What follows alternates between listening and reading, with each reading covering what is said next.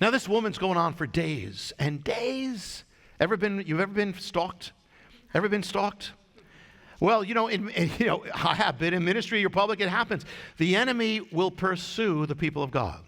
One of the reasons for persecution is that the enemy pursues. The enemy seeks to pursue. Remember, Pharaoh let the Hebrews go, but then guess what? He pursued them.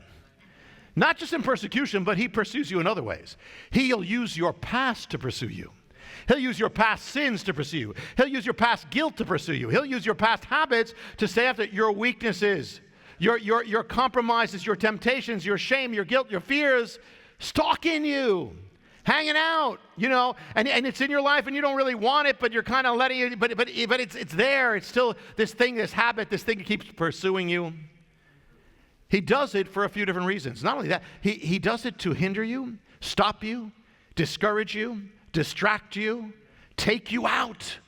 He harasses. He's a harasser. He's an intimidator. And to compromise and bind you, because if he can get you out, he's won. They keep hanging around. They keep sticking. Well, you need to know how to deal with it. It's not just that thing you're dealing with. It's spiritual warfare because the enemy's using it. And we want to see right here two keys right now of spiritual warfare, of warfare over all things. How did Paul deal with a demon-possessed woman? First of all, it seems as if he didn't. It seems for the first part, these are days. They keep moving, they keep going, and she's behind them.